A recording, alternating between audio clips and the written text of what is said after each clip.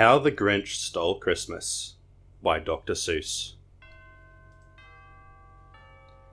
Every Who down in Whoville liked Christmas a lot. But the Grinch, who lived just north of Whoville, did not. The Grinch hated Christmas the whole Christmas season. Now please don't ask why, no one quite knows the reason. It could be his head wasn't screwed on just right. It could be, perhaps, that his shoes were too tight. But I think that the most likely reason of all may have been that his heart was 2 sizes too small. But whatever the reason, his heart or his shoes, he stood there on Christmas Eve hating the Whos, staring down from his cave with a sour, grinchy frown at the warm lighted windows below in their town. For he knew every Who down in Whoville beneath was busy now hanging a mistletoe wreath. And they're hanging their stockings, he snarled with a sneer. Tomorrow is Christmas, it's practically here. Then he growled, with his Grinch fingers nervously drumming, I must find some way to stop Christmas from coming, for tomorrow, he knew, all the Who girls and boys would wake bright and early, they'd rush for their toys, and then, oh the noise, noise, noise, noise. That's the one thing he hated, the noise, noise, noise, noise. Then the Whos, young and old, would sit down to a feast, and they'd feast, and they'd feast, and they'd feast, feast, feast, feast. They would feast on Who pudding, and rare Who roast beast, which was something the Grinch couldn't stand in the least. And then they'd do something he liked least of all. Every Who down in Whoville, the tall and the small, would stand close together, with Christmas bells ringing. They'd stand hand in hand, and the Whos would start singing. And they'd sing, and they'd sing, and they'd sing, sing, sing, sing.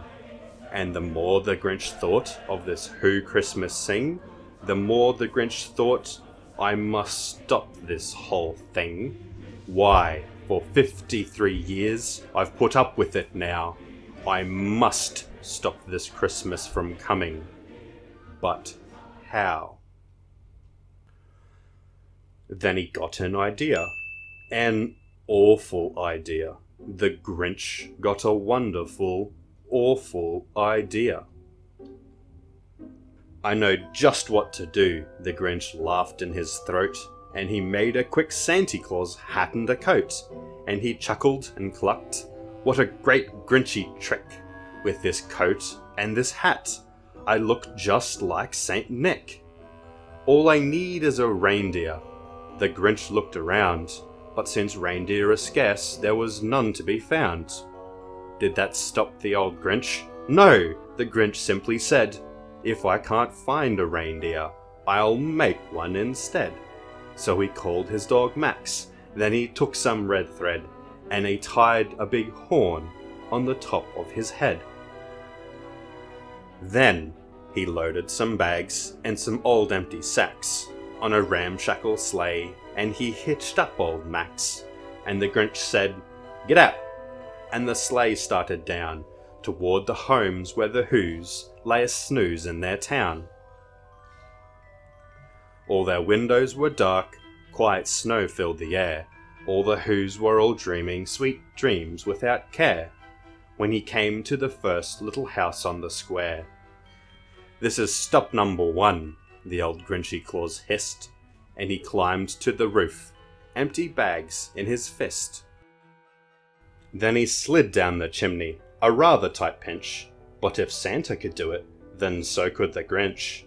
He got stuck only once, for a moment or two, when he stuck his head out of the fireplace flue, where the little Who stockings all hung in a row. These stockings, he grinned, are the first things to go. Then he slithered and slunk with a smile most unpleasant, around the whole room, and he took every present. Pop guns and bicycles, roller skates, drums, checkerboards, tricycles, popcorn and plums. And he stuffed them in bags, and the Grinch very nimbly stuffed all the bags, one by one, up the chimbley. Then he slunk to the icebox, he took the Who's feast. He took the Who pudding, he took the roast beast. He cleaned out that icebox as quick as a flash. Why, that Grinch even took their last can of Who hash. Then he stuffed all the food up the chimney with glee. And now, grinned the Grinch, I will stuff up the tree. And the Grinch grabbed the tree, and he started to shove, when he heard a small sound like the coo of a dove. He turned around fast, and he saw a small Who, little Cindy Lou who was not more than 2. The Grinch had been caught by this tiny Who daughter, who got out of bed for a cup of cold water. She stared at the Grinch and said, "Santa Claus, why? Why are you taking our Christmas tree? Why?" But you know that old Grinch was so smart and so slick. Why, he thought up a lie, and he thought it up quick. "Why, my sweet little tot," the fake Santa Claus lied, "there's a light on this tree that won't light on one side. So I'm taking it home to my workshop, my dear. I'll fix it up there, then I'll bring it back here." And his fib fooled the child. Then he patted her head, and he got her a drink, and he sent her to bed. And when Cindy Lou Who went to bed with her cup, he went to the chimney and stuffed the tree up. Then the last thing he took was the log for their fire. Then he went up the chimney himself, the old liar. On their walls he left nothing but hooks and some wire. And the one speck of food that he left in the house was a crumb that was even too small for a mouse. Then he did the same thing to the other Who's houses, leaving crumbs much too small for the other Who's mouses.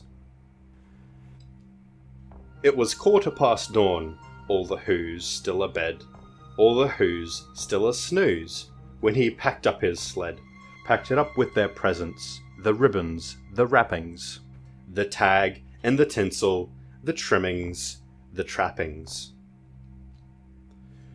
3,000 feet up the side of Mount Crumpet, he rode with his load to the tip-top to dump it.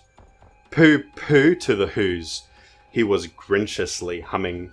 They're finding out now that no Christmas is coming. They're just waking up, I know just what they'll do. Their mouths will hang open a minute or two.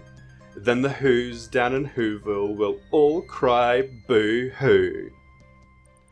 That's a noise, grinned the Grinch, that I simply must hear. So he paused, and the Grinch put his hand to his ear. And he did hear a sound rising over the snow. It started in low. Then it started to grow. But the sound wasn't sad. Why, this sound sounded merry. It couldn't be so, but it was merry. Very! He stared down at Whoville. The Grinch popped his eyes. Then he shook. What he saw was a shocking surprise. Every Who down in Whoville, the tall and the small, was singing, without any presents at all. He hadn't stopped Christmas from coming. It came. Somehow or other, it came just the same. And the Grinch, with his Grinch feet ice cold in the snow, stood puzzling and puzzling. How could it be so? It came without ribbons. It came without tags. It came without packages, boxes, or bags. He puzzled 3 hours till his puzzler was sore. Then the Grinch thought of something he hadn't before. Maybe Christmas, he thought, doesn't come from a store. Maybe Christmas, perhaps, means a little bit more. And what happened then? Well, in Whoville they say that the Grinch's small heart grew 3 sizes that day, and the minute his heart didn't feel quite so tight, he whizzed with his load through the bright morning light, and he brought back the toys and the food for the feast, and he himself, the Grinch, carved the roast beast.